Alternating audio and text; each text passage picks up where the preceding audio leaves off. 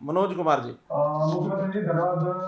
आपने एक बार मौका दिया फिर से पूछने का सवाल। मैंने दरअसल आपको व्हाट्सएप भी किए थे सवाल, मैं उन्हीं को संक्षेप में पूछना चाहता हूँ आपसे।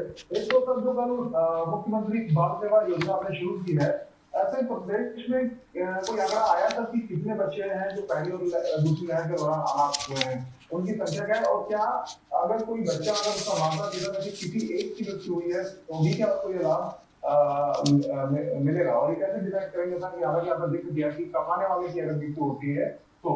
एक छोटा सा दूसरा इसके राजनीति से जुड़ा ये है, आपने हमेशा कहा कि विपक्ष को भी सरकार का साथ देना चाहिए, मिलकर लड़ाई लड़नी चाहिए। भूपेंद्र सिंह हुड्डा ये कहते हैं कि मुख्यमंत्री जी ने आज तक कोई संसदीय बैठक ही नहीं बुलाई, ना कोई हमसे कभी सुझाव मांगा है, जबकि बाकी प्रदेशों में इस तरह की चीजें हो रही हैं जी। देखिए, मैं पहले दूसरे सवाल का जवाब देता हूँ। जी। मानसिकता किसकी क्या है, ये इसके ऊपर निर्भर करता है। पिछली बार हमने 4-5 बार विपक्ष के सब लोगों को साथ बुला करके एक ऑल पार्टी मीटिंग की थी। और आप लोगों को ध्यान है कि नहीं है, मुझे तो ध्यान में है कि जैसे ये शुरू हुआ, इस बैठक की ऑफर मैंने स्वयं दी थी आगे बढ़ करके। उनका हाँ ठीक है, बुलाना चाहिए। प्रत्यक्ष तो नहीं मिलते थे, लेकिन ऑनलाइन जैसे आज हम बातचीत कर रहे हैं, वैसे ही हमने 5 बार ये बैठकें की। जो सुझाव उन्होंने दिए, अच्छे सुझाव दिए, उसको हमने लागू भी किया। लेकिन मानसिकता में वो गड़बड़ नहीं थी जो गड़बड़ आज देखने को मिलती है। आज तो आलोचनात्मक रवैया ज़्यादा है, सहयोगात्मक रवैया ना के बराबर है। मैं कहता हूँ कि मुझे भूपेंद्र सिंह हुड्डा जी ने एक पत्र लिखा था, वो सारा पब्लिक हुआ है।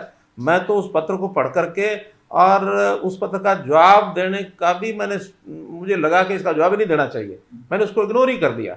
इग्नोर करने का कारण यह था कि उनमें आलोचनात्मक इतनी ज़्यादा भरमार थी, और राजनीति करने की जो मानस है वो ज़्यादा दिख रहा था बजाय उसके सहयोगात्मक। मैं उस पत्र के कुछ अंश वो पढ़ करके मैं आपको सुनाता हूँ। वो कहते हैं कि सरकार की समय रहते सरकार ने तैयारियां नहीं की और महामारी की गंभीरता को नहीं समझा। मैं कहता हूँ महामारी को नहीं समझा, अगर समझते नहीं तो इतना जल्दी हम उसको कंट्रोल नहीं कर पाते, काबू नहीं कर पाते। अगर नहीं समझा तो उन्होंने नहीं समझा। क्यों? ये महामारी फैलने में जितने भी नए फैक्टर्स थे, उन फैक्टर्स में एक था ये जो आज चल रहा आंदोलन है। जिस आंदोलन में सैकड़ों की संख्या में लोग इकट्ठे होते हैं, हजारों की संख्या में जाके बैठते हैं, एक दूसरे का कोई जो कोरोना को दूर करने का जो जो मर्यादाएं हैं, जो बिहेवियर है, उसका वो पालन नहीं करते। उनको अपील एक बार भी नहीं की, बल्कि उसी पत्र में उन्होंने आगे चल के लिखा है कि आप जो है किसानों को इतने समय हो गए हैं धरने पर बैठे हैं, आप उनसे बात नहीं करते। हमने कहा भी हम बात करें ना करें, हमने तो अपील की है, एक बार आप अपील आप भी कर दें। आप अपील करें कि ये किसानों का इस प्रकार के धरने ठीक नहीं है, क्योंकि पहले तो मानते नहीं थे, आज सब लोग मान चुके हैं कि जहां जहां किसानों के धरने देने वाले लोग जिन जिन गांव से ज्यादा गए हैं, उन गांव में मृत्यु की दर जो पिछले साल मृत्यु हुई थी उससे 6 गुना, 7 गुना, 8 गुना, 10 गुना तक हुई है। और वो अगर कहेंगे कि हाँ कोरोना से नहीं हुई है, तो कोरोना से नहीं हुई तो और तो कोई महामारी इस समय है नहीं, हमारी तो कोरोना ही है। और कोरोना में हम टेस्ट नहीं कराएंगे, टेस्ट नहीं कराएंगे तो कैसे पता लगेगा ये मृत्यु कोरोना से हुई है कि वैसे हुई है? नेचुरल डेथ का एक सिस्टम होता है। नेचुरल डेथ 1% से ज़्यादा पूरे साल में ये होती नहीं है। तो 1% से 2% लगा लो, ज़्यादा कभी हो भी जाए तो। लेकिन इस बार तो कितनी मृत्यु हुई है एक एक गांव में, यानी 1-1.5 महीने में ही 1% हो गई है।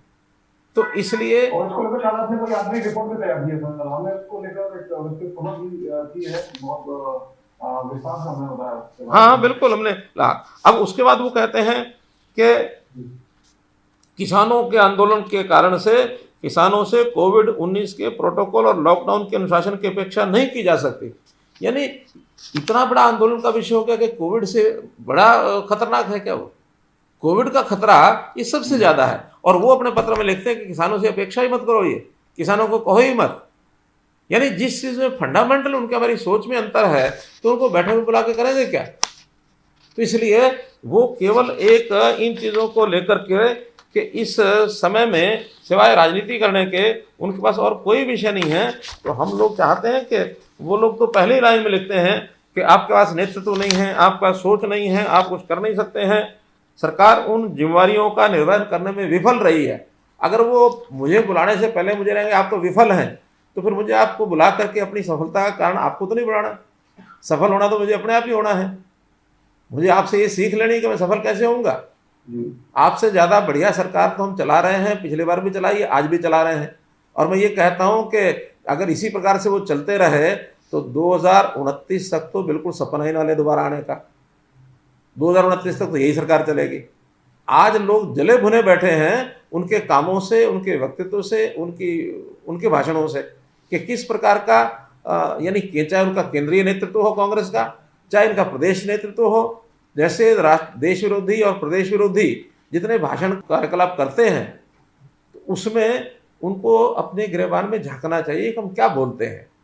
इसलिए अब वो जो कुछ लिखते हैं, बाद में एक दूसरा पत्र जनता को लिखा, केवल इस मेरे पत्र की जो मुझे पत्र लिखा इसकी खींच मिटाने के लिए जनता को फिर एक सौम्य शब्दों में, सौम्य भाषा में पत्र लिखा, वो भी मैंने पढ़ा है। उसके लिए मैं उनको बधाई देता हूँ कि जनता से अपेक्षा भी की है। अपना उन्होंने वक्तव्य भी बताया कि हम भी सहयोग करना चाहते हैं, महामारी भयंकर है, इससे बचना चाहिए, दूर रहना चाहिए। ये बात वो किसानों को भी कह सकते हैं, क्योंकि किसान राजनीति का एक हिस्सा उनके लिए बने हुए हैं।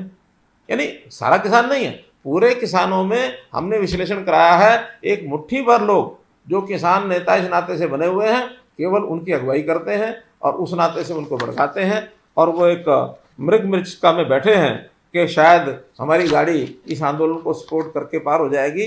ये भूल में बैठे हैं, इसलिए उनको ज़रूर इसका विचार करना चाहिए।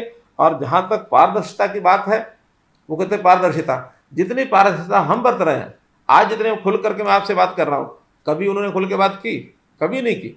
हम हर चीज़ पब्लिक को बताते हैं, पब्लिक से जानकारी लेते हैं और फील्ड में काम करते हैं। आज 8000 टीमें हमारी गांव-गांव जा करके और घर-घर में एक-एक व्यक्ति की जांच कर रहे हैं, और जांच करने के बाद 3000 लोग ऐसे जांच के माध्यम से हमने निकाले हैं जिनको कोविड है। अगर वो कोविड पॉजिटिव 3000 लोगों को न निकाल पाती हमारी टीमें, तो 3000 कितने गुना लोगों को आगे कोविड फैलाते हैं? वो बहुत फैलाते हैं। तो इसलिए रूट लेवल पर काम करना, किस व्यक्ति का क्या कठिनाई है उसको दूर करना, और किसानों की कठिनाइयां भी हमको ध्यान में, किसानों के लिए कितने ही हमने काम किए हैं। किसानों के लिए हमने प्रोक्योरमेंट, शायद हर प्रदेश से ज़्यादा बढ़िया प्रोक्योरमेंट का विषय हरियाणा में आज है। प्रोक्योरमेंट की फसलें, बाकी प्रदेश आसपास के 2 फसलें, धान और गेहूँ, तीसरी चीज़ प्रोक्योर नहीं करते। हम 10 फसलें प्रोक्योर करते हैं। हम अपने पड़ोसी राज्यों के भी प्रोक्योरमेंट में उनकी सहायता करते हैं, चाहे वो गेहूँ हो। चोरी चोरी लोग बाजरा भी आकर के यहाँ बेचते हैं, 800 रुपये क्विंटल का फर्क है बाजरे का। तो हम इतनी सारी चीज़ें प्रोक्योर करते हैं। किसान को सीधा पैसा अगर दिया है तो हमारे देने के बाद फिर पंजाब को मजबूरन वो देना पड़ा है। मंडी व्यवस्थाएं हमारी सबसे बढ़िया है। हमने पेमेंट लेट होने पर, चाहे 1 दिन, 2 दिन, 3 दिन लेट हो, हमने लेट होने पर उनका इंटरेस्ट दिया है। लगभग 1 करोड़ रुपया इंटरेस्ट का गया किसानों को, जो आज तक कभी किसी ने दिया नहीं। कहने को भले ही कहा होगा, लेकिन एक एक दिन का इंटरेस्ट काउंट करके उनको दिया है। तो मेरे मित्र, हम लोगों ने जितना किया है उसके पासंग भी कहीं उतर नहीं सकते हमारे कांग्रेस के बंधु, हमारे नेता। इसलिए ऑल पार्टी मीटिंग मुझे कोई दिक्कत नहीं है, लेकिन ऑल पार्टी मीटिंग में मानस इनका ठीक हो तब कोई हर्ज नहीं, बुलाना भी बुलाया जा सकता है।